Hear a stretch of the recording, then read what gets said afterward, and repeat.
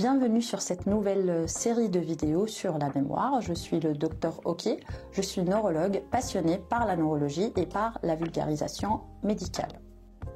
Aujourd'hui, on va discuter des différents types de mémoire. La mémoire, c'est ce qu'on a de plus précieux, c'est ce qui nous relie à notre vécu, à nos proches. Alors, mais du coup, il y a combien de types de mémoire? Pour faire simple, on a la mémoire à court terme et la mémoire à long terme. La mémoire à court terme, c'est la mémoire qu'on utilise tous les jours. C'est ce qu'on appelle également la mémoire de travail. Elle nous permet par exemple de retenir un numéro de téléphone sur quelques minutes ou une phrase.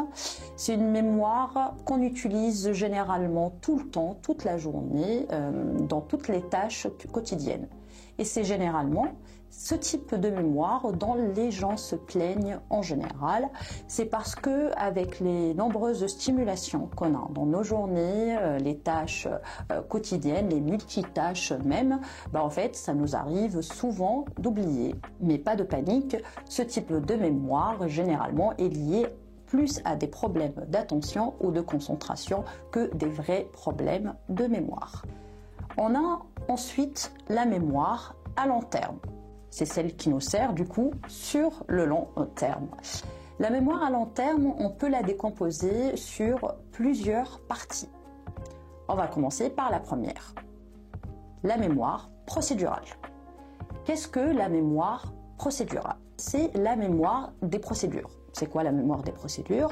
C'est en fait une mémoire automatique, inconsciente, qui nous permet de faire ce qu'on fait de manière inconsciente. Par exemple, on a appris à faire du vélo quand on était petit, en fait, on n'a plus besoin de réapprendre. On a appris à conduire une voiture, on n'a plus besoin de réapprendre à conduire une voiture.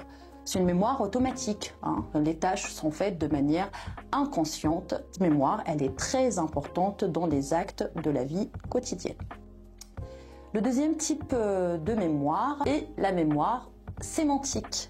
Qu'est-ce que la mémoire sémantique? C'est la mémoire de la culture générale.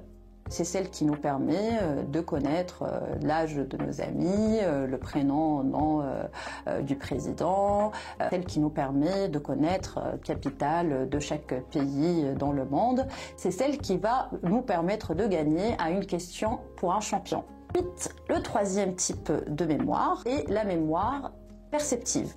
Qu'est-ce que la mémoire perceptive? C'est un type de mémoire de plus important parce que c'est la mémoire de notre vécu, c'est la perception de notre environnement, par exemple ce rappel, souvenir de l'été sur la plage avec le soleil. En fait, c'est un type de mémoire qui nous permet de ressentir exactement les mêmes perceptions qu'on a eues pendant ce moment précis de notre vie.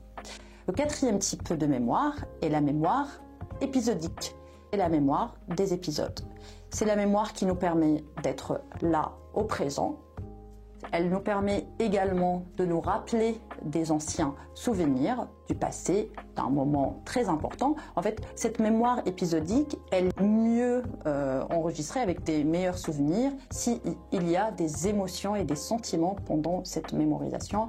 Un événement heureux, un mariage, une naissance, une réussite. Et c'est ce type de mémoire aussi qui est utilisé pour nous projeter dans le futur, pour programmer les prochaines vacances ou un projet important. Maintenant qu'on sait qu'on a plusieurs types de mémoire, comment ça fonctionne exactement? Par exemple, moi j'ai besoin de retenir pour un examen des informations importantes. Chaque personne est différente. Tout d'abord, on va commencer par retenir en utilisant plusieurs types de mémoire. Certaines personnes vont tout noter, certaines personnes vont lire, relire, et donc l'information va s'enregistrer à l'intérieur de ton cerveau. Et puis ensuite, pour bien coder cette information, il y a un besoin de répétition, et cette répétition, elle va permettre de stocker cette information au niveau du cerveau. Et puis viendra le jour où tu passeras ton examen, et c'est là où tu va utiliser quelques chemins et quelques moyens mnémotechniques pour pouvoir récupérer cette information.